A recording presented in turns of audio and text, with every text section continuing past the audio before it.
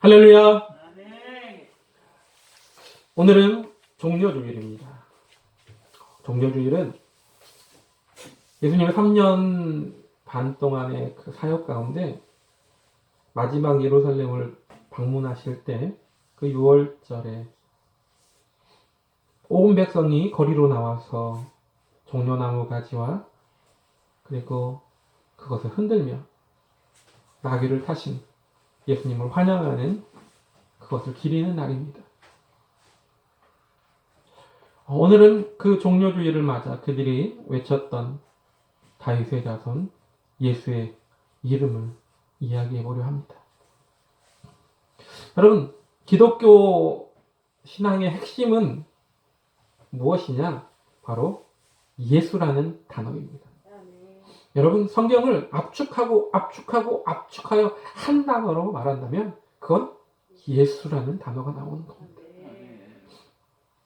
우리가 예수의 이름을 소유하고 그 이름을 위해서 살며 또 그 이름을 날마다 전하는 자. 그래서 우리를 그리스도인이라고 하는 겁니다. 예배는 뭡니까? 그 예수님의 이름을 부르고 그 이름을 찬양하며 그 이름으로 기도하고 그 이름으로 말씀을 선포하는 것이 예배이고, 전도는 또 뭡니까? 그 예수 이름을 전하고 그 이름으로 죄사함 받고 그 이름으로 세례를 주고 그 이름이 믿어지게 하는 게 전도인 겁니다. 그렇기 때문에 기독교의 모든 진리는 다 예수 이름 앞에 있는 겁니다. 여러분, 기독교라는 이름 뜻이 뭡니까? 바로 그리스도교라는 뜻이죠. 그리스도, 예수의 종교라는 뜻입니다. 그래서 우리의 신앙생활의 모든 열쇠도 어디에 있느냐? 바로 예수의 이름 안에 있다는 걸 잊지 마시기 바랍니다. 사람들한테 물어봅니다. 당신이 누굽니까? 당신은 누구십니까? 그러면 나는 제 이름을 대겠죠. 당신이 누구냐고 물어보면 다 자기의 이름을 대는 겁니다. 이름이라는 것은 그 사람에게 그만큼 중요한 거예요. 그래서 예로부터 옛날 사람들은 어떻습니까? 이름을 지을 때 함부로 짓지 않죠. 그래서 장명소에 가가지고 우리 아이가 이런 이름을 가졌으면 좋겠다라고 하면서 그 이름의 귀한 뜻을 가지고 적어 놓습니다. 또 이 사람이 나이가 들면서 그 사람의 이름의 가치는 천차만별로 달라지죠. 만약에 이 사람의 지위가 높아지고 이 사람의 어떤 명성이 높아지면 높아질수록 이 사람의 이름이 갖는 의미는 더욱더 큰 겁니다. 대통령의 이름이라는 품격을 한번 생각해 보시기 바랍니다.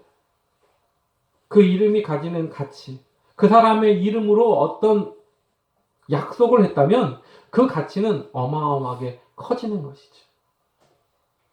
대기업 회장의 그 이름으로 약속한 그 약속의 가치는 어마어마하게 큰 겁니다. 작년인가요? 요즘 사람들이 코인 투자를 하는데 코인 중에 어떤 코인이 있었어요. 근데 세계에서 제일 부자인 사람 중에 한 사람인 일론 머스크라는 테슬라의 CEO가 그 코인을 내가 투자했고 내가 그 코인을 좋아한다. 그러면서 그 코인으로 우리 테슬라 자동차에 결제를 할 수 있다. 테슬라 자동차를 그 코인으로 살 수 있다. 하고 발표를 한 거예요. 그랬더니요, 그 코인이요, 한꺼번에 몇십 배가 올랐대요. 사람의 이름이라는 것이 그 사람이 어떤 위치에 있느냐에 따라 그 사람의 이름이 가지는 가치가 달라지는 겁니다. 그런데 온 세상을 변화시키는 하나님, 그분이신 예수의 이름의 가치는 어마어마한 가치가 있는 것이죠. 여러분, 그 이름을 우리가 소유해야 되며 그 이름에 능력이 있음을 우리가 인정하고 그 이름 앞에 엎드려야 된다는 걸 잊지 마시기 바랍니다. 왜? 그 이름은 지극히 높으신 이름입니다. 빌립보서 2장 9절에 뭐라고 말하냐면 이러므로 하나님이 그를 지극히 높여 모든 이름 위에 뛰어난 이름을 주사 그러셨습니다. 또한 에베소서 1장 21절에도 모든 정사와 권세와 능력과 주관하는 자와 이 세상뿐 아니라 오는 세상에 일컫는 모든 이름 위에 뛰어나게 하셨다라고 말씀하고 있습니다. 또 우리 주님이 뭐라고 말합니까? 내 두세 사람이 내 이름으로 모인 중에 나도 그들 중에 있느니라라고 말씀하셨어요. 그 이름을 영접하는 자, 그 이름을 믿는 자들에게 하나님의 자녀가 되는 권세를 주겠다고 약속하셨다는 겁니다. 그래서 예수 이름은 그 예수 이름의 근본은 뭐냐? 구원이라는 겁니다. 왜? 예수 이름의 뜻이 뭡니까? 자기 백성을 저희 죄에서 구원할 자. 구원자라는 뜻을 가지고 있다는 겁니다. 그래서 로마서 10장 13절에 이런 말씀이 있습니다. 주의 이름을 부르는 자는 구원을 얻으리라.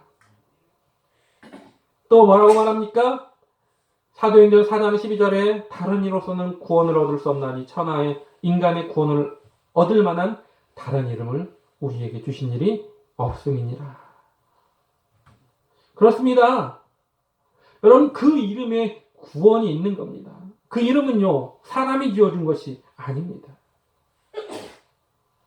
오늘 본문에 나오는 그 대목은요 요셉이 정혼한 마리아가 갑자기 애를 뵙기 때문에 그 아이를 가만히 끊고자 했을 때 천사 가브리엘이 와서 요셉에게 말하는 겁니다. 뭐라고요? 두려워하지 말라고 말하면서 뭐예요? 성령으로 잉태된 자다. 그러면서 아들을 낳으리니 그 이름을 예수라 하라라고 말해줬어요.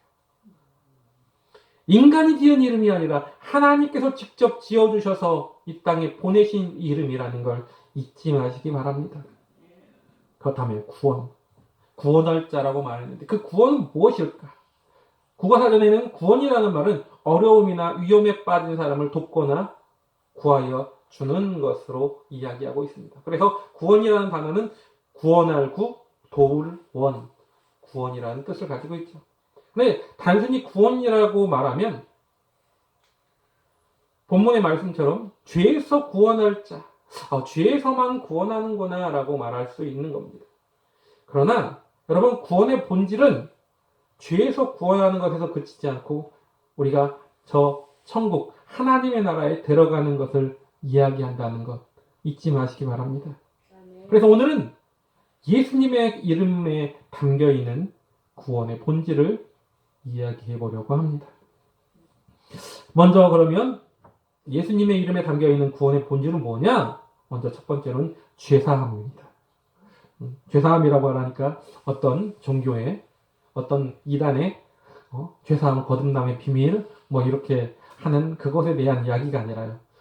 구원의 본질, 예수 이름에 담겨있는 구원의 본질 첫 번째는 죄사함입니다. 사람이 왜 죽습니까? 죄 때문이죠. 성경은 그래서 예수님 뭐라고 말합니까? 죄가 어디서 생겼습니까? 바로 아담과 하와가 먹지 말라고 한 것을 먹었기 때문에. 그래서 동산의 각종 나무의 실과는 내가 임의로 먹되 선악을 알게 하는 나무의 실과는 먹지 말라. 내가 먹는 날에는 정령 죽으리라 하셨어요. 그런데 따먹었죠. 명령을 어긴 그 대가가 바로 죽음입니다. 그래서 죄의 싹은 뭐라고 말합니까? 사망이라고 말하는 겁니다. 그래서 아담 이후로 태어난 모든 인간은요 죽어요. 그리고 죽음으로 끝나는 게 아니라 뭐라고 말합니까? 히브리서 9장 27절에는 한번 죽는 것은 정하신 것이요 그 후에는 심판이 있다라고 성경은 기록하고 있습니다. 그 심판이 둘째 사망이죠. 그럼 그래서 영원한 지옥에 들어가는 겁니다. 그런 죽은 후에도 거기서 끝나는 것이 아니라 심판을 받고 영원한 사망에 이르게 된다는 겁니다. 그래서 그 죄를 없이 하려면 우리는 죄를 없이 하고 싶잖아요. 죄가 없어지고 싶은데 그 죄를 없이 하는 방법이 딱 하나 있어요. 뭐냐? 우리가 물건을 어디 가게를 가든 무슨 물건을 사든 물건을 사면 뭘 해야 됩니까? 값을 내야 돼. 값을 내지 않고 그냥 갖고 오면 어떻게 됩니까? 도둑이 되는 거죠. 절도가 되는 겁니다. 뭐든지 다 값을 물어야 되는 겁니다. 죄도 값을 물어야 돼요. 죄 값은 뭘까? 하나님께서 그 죄 값에 정해놓으신 가치가 있습니다. 죄를 깨끗이 하려면 뭐가 있어야 되느냐? 히브리서 9장 22절에 이렇게 말하고 있습니다. 율법을 쫓아 거의 모든 물건이 피로써 정결케 되나니 피 흘림이 없은즉 사함이 없느니라. 피 흘림이 없으면 사함이 없다는 거죠. 피를 흘려야 죄가 씻겨진다라는 겁니다. 근데 죄값을 치르는 그 피 흘림이 어떤 피 흘림이어야 되느냐라는 겁니다. 구약에는 그래서 흠없는 어린 양을 그 피값에 씻는 제물로 바쳤습니다. 근데 피값을 가지려면 죄가 없어야 돼, 첫째는. 근데 그리고 태어날부터 죄가 없는 의인이어야 된다는 거죠. 근데 로마서 3장 23절에 뭐라고 말합니까? 모든 사람이 죄를 범하였음에 하나님의 영광이 이르지 못하다. 또 3장 10절에는 기록된 바 의인은 없나니 하나도 없다라고 성경은 기록하고 있다는 겁니다. 그러니까 아무도 의인이 없어요. 오직 예수만이 죄가 없는 겁니다. 성경은 이 사실을 거듭 강조하고 있습니다. 요한일서 3장 5절에 그렇게 말합니다. 그가 우리 죄를 없이 하려고 나타나신 바 된 것을 너희가 아나니 그에게는 죄가 없느니라 라고 기록하고 있습니다. 그래서 뭐예요? 그분에게 우리의 모든 죄를 담당시킨 겁니다.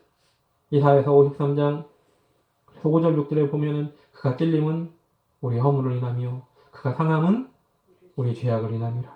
그가 징계를 받음으로 우리가 평화를 누리고 그가 채찍에 맞음으로 우리가 나음을 입었도다. 우리는 다 양 같아서 그를 행하여 각기 제 길로 갔거늘 하나님께서는 우리 무리의 죄악을 그에게 담당시키셨도다. 그에게 우리 무리의 죄악을 담당시켰다는 겁니다. 그래서 세례 요한이 제자들이 물어봅니다. 예수님을 향하여 저 사람이 누굽니까? 라고 물어보니까 세례 요한이 뭐라고 말해요? 보라, 세상 죄를 짊어지고 가는 하나님의 어린 양이로다. 로마서 5장 8절에는 그래서 우리가 아직 죄인 되었을 때 그리스도께서 우리를 위하여 죽으심으로 하나님께서 우리에 대한 자기의 사랑을 확증하셨느니라라고 성경은 기록하고 있다는 겁니다. 그 주님은요 그렇게 죄를 짊어지실 수 있는 죄를 짊어지셨습니다. 또한 그분은 죄 사하는 권세가 있다고 스스로도 말씀하셨어요. 마태복음 9장 5절부터 6절에 이렇게 말씀하셨습니다. 내 죄 사함을 받았느냐 하는 말과 일어나 걸어가는 말이 어느 것이 쉽겠느냐. 그러나 인자가 세상에서 죄를 사하는 권세가 있는 줄을 너희로 알게 하려 하노라 라고 말씀하셨어요. 누가복음 24장 47절에도 또 그의 이름으로 죄 사함을 얻게 하는 회개가 예루살렘으로부터 시작하여 모든 족속에게 전파될 것을 기록하였다라고 말하고 있습니다. 또 사도행전 2장 38절에도 베드로가 말합니까? 뭐라고 말하냐면 너희가 회개하여 각각 예수 그리스도의 이름으로 세례를 받고 죄사함을 얻으라 라고 말합니다. 또 요한일서 1장 9절 우리가 잘 알고 있는 말씀, 만약 우리가 우리 죄를 자백하면 저는 미쁘시고 의로우사 우리 죄를 사하시며 모든 무리에서 우리를 깨끗하게 하실 것이다 라고 말하고 있다는 겁니다. 이렇게 우리 주님은요 죄를 사하실 수 있는 권세가 있었다라는 겁니다. 예수 이름의 본질을 그런 죄 사함을 가지고 있다는 걸 잊지 마시기 바랍니다. 그래서 뭐예요? 죄 사함을 받고 뭐가 돼야 돼요? 죄의 자녀에서 뭐가 돼야 됩니까? 의의 자녀가 되어야 되고 또한 하나님의 자녀가 되는 것입니다. 그래서 요한복음 1장 12절에 뭐라고 말합니까? 영접하는 자, 곧 그 이름을 믿는 자들에게는 하나님의 자녀가 되는 권세를 주셨으니라고 기록하고 있다는 겁니다. 여러분 이제 죄의 자녀가 아니라 하나님의 자녀가 되어 하나님의 자녀로서의 권세를 누리는 그런 주의 자녀 되기를 주님의 이름으로 부탁을 드립니다. 두 번째로 예수 이름에 담겨있는 구원의 본질이 뭐냐? 두 번째 그 본질은 바로 화목입니다. 주는 우리에게 말씀하셨습니다. 평강이 너에게 있을지어다. 네. 여러분, 예수님께서 십자가에 달려 돌아가셨을 때 예루살렘에는 놀라운 일 두 가지가 일어납니다. 예수님이 운명하실 때 지진이 일어나고 그 와중에 돌무덤이 열려요. 그리고 그 돌무덤 안에서 뭐예요? 시체들이 벌떡벌떡 일어났다는 겁니다. 마태복음 27장 52절부터 53절에 보니까 이렇게 말하고 있습니다. 무덤들이 열리며 자던 성도의 몸이 많이 일어나되 예수의 부활 후에 그들이 무덤에서 나와서 거룩한 성에 들어가 많은 사람에게 보이니라. 놀라운 일이 일어난 겁니다. 죽었던 시체가 살아났다는 거죠. 여러분, 이것이 무엇을 의미하느냐? 부활 후에, 예수님의 부활 후에 사람들이 자기 사람들한테 가는 것처럼 부활의 첫 열매 되신 주님이 우리로 하여금 다시 부활하게 해주겠다는 거룩한 소망이 있다는 겁니다. 이것뿐만 아니죠. 뭐가 일어납니까? 예수님이 돌아가실 때 성소의 휘장이 한가운데로 찢어졌더라. 그러자 하나님의 아들이라구나, 참 하나님의 아들이라고 고백하는 장면이 나오죠. 여러분, 성소의 휘장이 찢어졌다.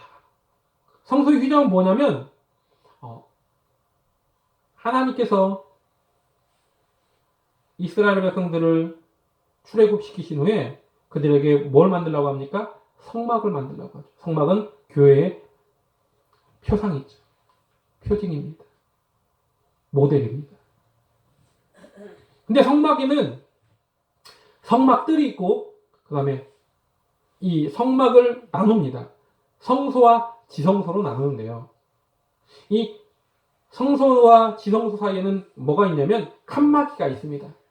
그것을 휘장이라고 합니다. 이 휘장은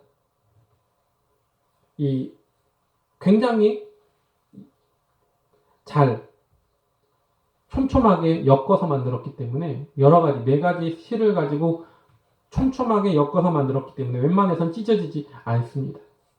기록에 보면 이 성전의 휘장은 소가 양쪽에서 잡아서 끌어도 찢어지지 않을 만큼 튼튼하다라고 기록되고 있죠. 그런데 이 성전의 휘장이 위로부터 아래로 쫙 찢어졌다는 겁니다. 왜 그렇게 튼튼한 휘장을 그러면 왜 성소와 지성소 중간에 막아놨을까? 단 한 가지입니다. 이스라엘 백성들은요, 하나님을 직접 보는 것을 두려워했습니다. 왜? 하나님을 직접 보는 건 죽음에 이르는 것이라고 생각을 했기 때문에 그렇습니다. 실제로도 죄가 있는 인간이 하나님을 직접 만나면 다 죽었어요. 1년에 한 번 대속죄일에 지성소로 대제사장이 들어갑니다. 그리고 어린 양의 피를 성막 위에, 그러니까 지성소 안에 보면은 법궤가 있는데 법궤 위에 속죄소라는 것이 있습니다. 그 속죄소에 백성들의 죄를 사해달라고 하면서 어린 양의 피를 뿌려요. 근데 여기서 죄를 지은 대제사장이 들어가면 그는 거기서 죽어 나옵니다. 거기서 살아남을 수가 없습니다. 그래서 대제사장이 대속죄일에 지성소로 들어갈 때는 다리에다가 끈을 묶어서 방울을 달습니다. 그리고 살아있는지를 확인을 해요. 안 나올 때 흔들어 봤는데 아무 반응이 없다. 그러면 죽은 겁니다. 그래서 밧줄을, 직접 들어가면 죽으니까 밧줄로 끄집어냈다라는 거죠. 그만큼 지성소는 하나님을 만난다는 건 두려움의 대상이었습니다. 왜? 죄 있는 인간이 하나님을 만날 수 없기 때문에. 그런데 그 휘장이 위로부터 아래로 찢어졌다는 겁니다. 그것은 바로 예수의 죽으심으로 말미암아 하나님과 나 사이에 그 죄의 사슬이, 죄의 그 장막이 거쳤다는 걸 이야기하고 있다는 겁니다. 에베소서 2장 14절은 그래서 이렇게 말합니다. 그는 우리의 화평이신지라 둘로 하나를 만드사 중간에 막힌 담을 허시고 라고 성경은 기록하고 있습니다. 또 히브리서 10장 19절부터 20절은 이렇게 말합니다. 그러므로 형제들아 우리가 예수의 피를 힘입어 성소에 들어갈 담력을 얻었나니 그 길은 우리를 위하여 휘장 가운데로 열어놓으신 새로운 살 길이요 휘장은 곧 그의 육체니라 라고 말하고 있습니다. 예수의 육체가 찢김으로 말미암아 하나님과 나의 막힌 담이 헐물어졌다는 겁니다. 그래서 아담 이후로 그 범죄함으로 말미암아 단절되었던 하나님과의 관계가 회복이 되었다는 것을 이야기하는 거예요. 모든 사람이 죄를 범해서 하나님의 영광에 이르지 못했던 것을 그분이 연결했다는 겁니다. 그 전까지는 하나님과의 사이에 길이 있어서 죄가 있는 인간은 절대 하나님을 만날 수 없었어요. 이사야서 59장 그래서 1절과 2절에 이렇게 말합니다. 여호와의 손이 짧아 구원치 못하심도 아니요 귀가 둔하여 듣지 못하심도 아니라 오직 너희 죄악이 너희와 너희 하나님 사이를 내었고 너희 죄가 그 얼굴을 가리워서 너희를 듣지 않으시게 함이니 라고 말하고 있습니다. 그래서 인간과 하나님 사이에 그 막힌 담이 있었고 넓디 넓은 그런 골이 생겼다라는 겁니다. 그런데 예수님의 십자가가 그 곳에 다리를 만들었다는 거예요. 사람이요. 하나님 없이 살 수 있느냐? 하나님 없이 살 수 없습니다. 그런데 자기 혼자 살 수 있다고 착각하는 거예요. 이 땅에서 성공하는 것을 보고 하나님 없이 살 수 있어. 그러나 거기엔 뭡니까? 이 땅에서의 삶만을 생각하는 거죠. 심판이 있는 삶을 생각하지 못하는 겁니다. 그래서 자신이 똑똑한 체하고 똑똑한 것처럼 생각하며 살지만 나중에 보면 사망의 길로 가게 되는 겁니다. 잠언서 14장 12절에 이런 말씀이 있습니다. 어떤 길은 사람이 보기에 바르나 필경은 사망의 길이니라. 여러분 사람은 어디에 이끌려 사냐면 욕심에 미혹되어 살아갑니다. 그래서 육신의 정욕과 안목의 정욕과 이생의 자랑에 휩싸여 살아가는 거예요.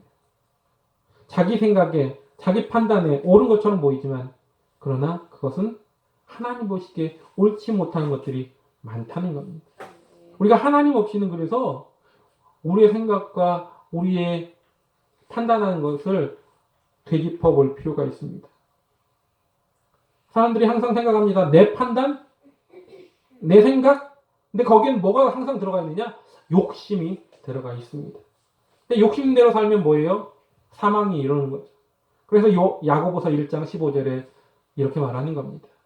욕심이 잉태하여 죄를 낳고 죄가 장성한 즉 사망을 낳느니라.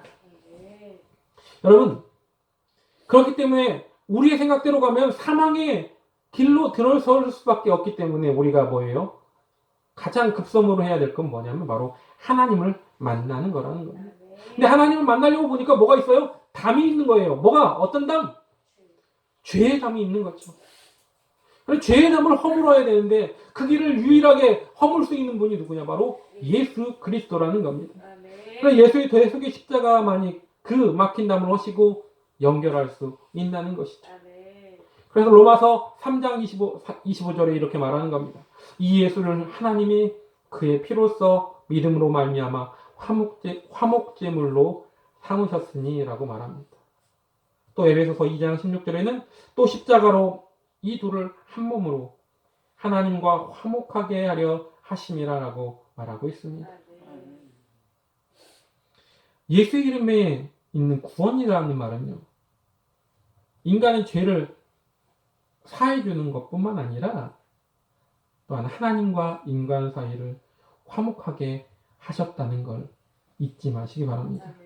누구든지 예수를 믿기만 하면 하나님의 자녀의 권세 또한 당당히 하나님 앞에 나아가고 하나님이 기뻐하는 그 길로 사망의 길이 아닌 생명의 길로 갈 수 있다는 걸 잊지 마시기 바랍니다.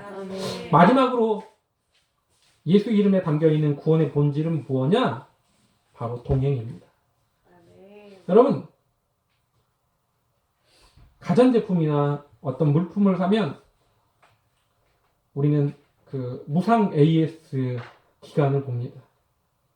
몇 년 동안 무상 AS가 있다. 뭐 1년 AS를 해준다. 이런 말이 있죠.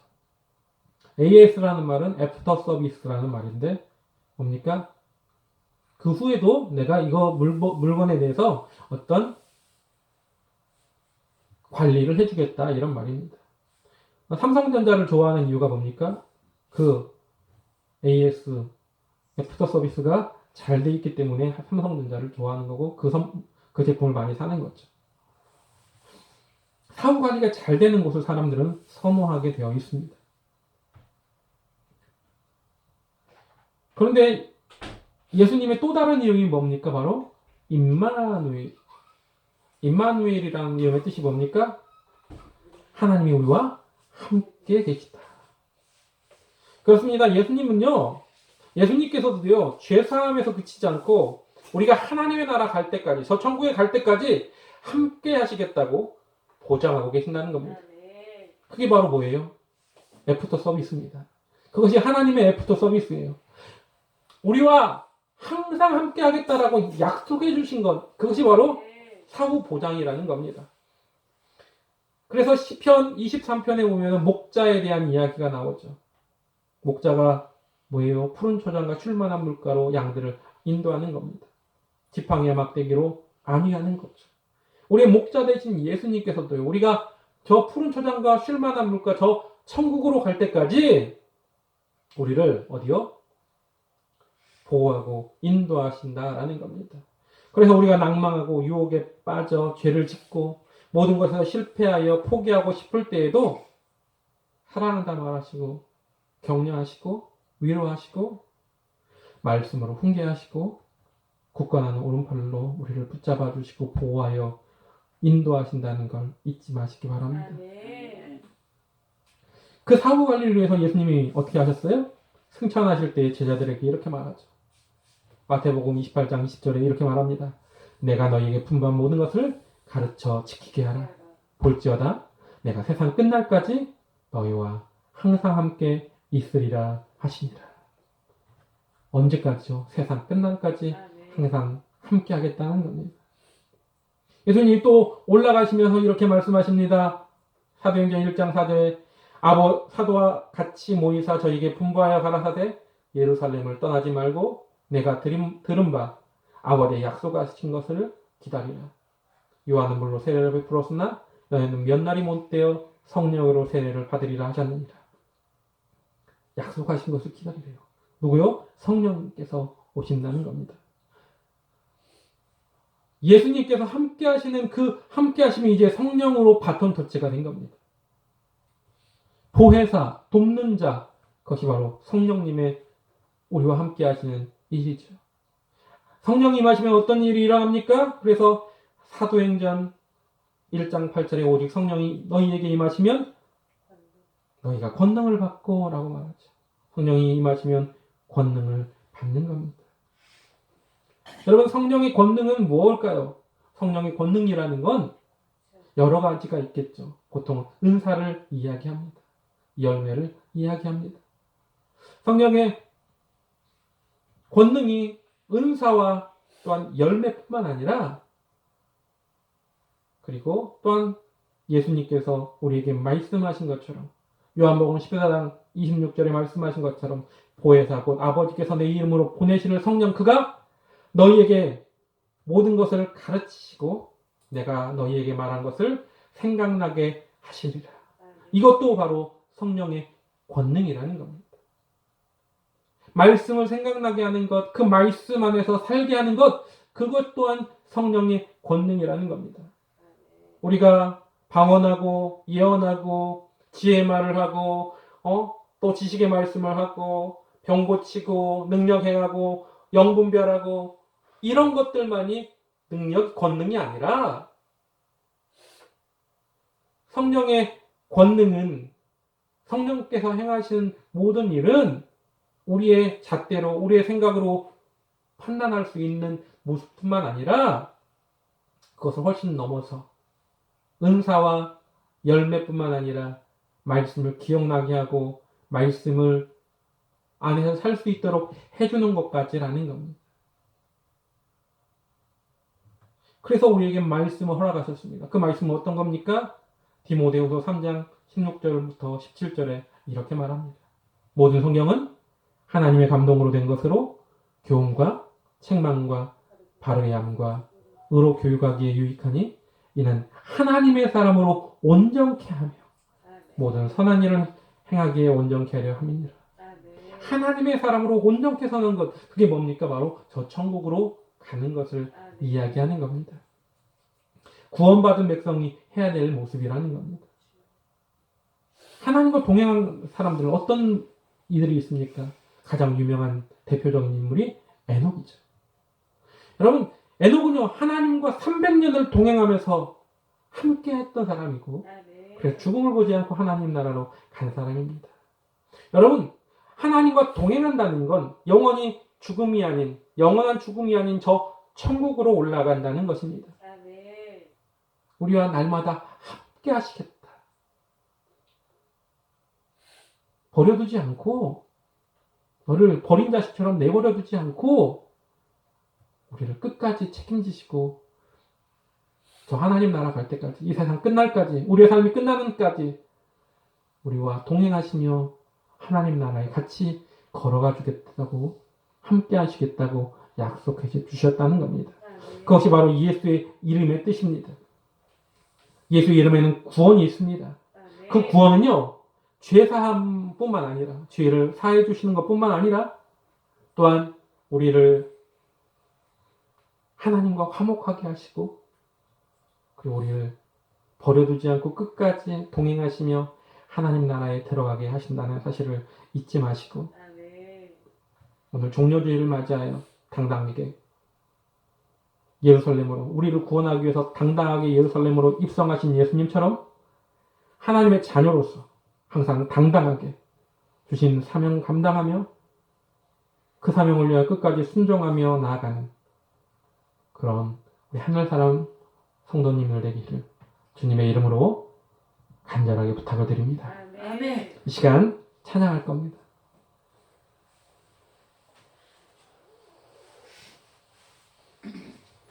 예수 이름 높이세. 그 능력의 이름, 구원의 이름, 그 이름을 찬양하기로 합니다.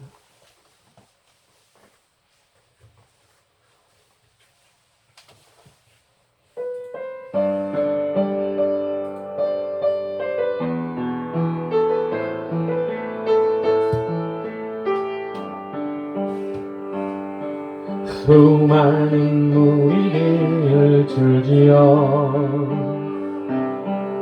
그분을 보기 위해 따르네.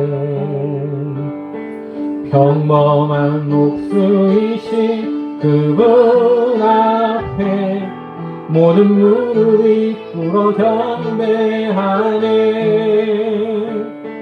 모든 문제들 하나하나 죽음까지도 힘을 잃고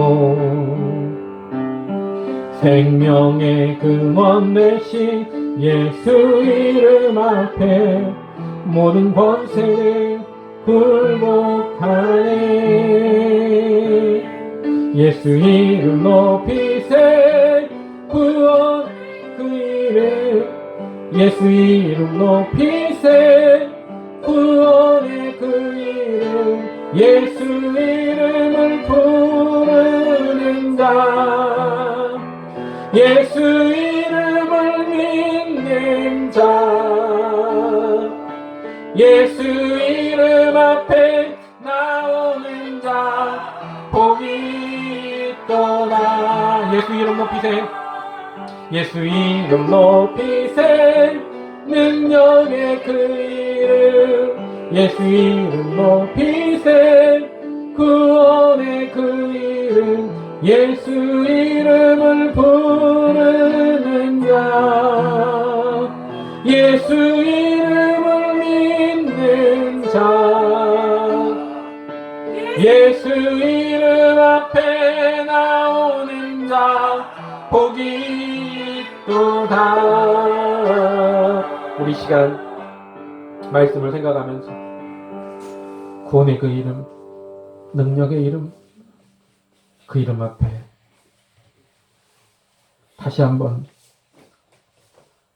우리의 모든 것을 내어 맡기고 그 이름으로 구원받은 제자녀들, 죄사함을 받은 자녀들, 하나님과 화목된 자녀들, 그 자녀들이 이제 당당히 세상 끝날까지 주님과 동행하며 하나님 나라의 귀한 사명을 감당하게 해달라고, 그 길을 위하여 달려나가는 제자녀 되게 해달라고 다 같이 통성으로 주의 이름 청하고 간절하게 기도하겠습니다. 주여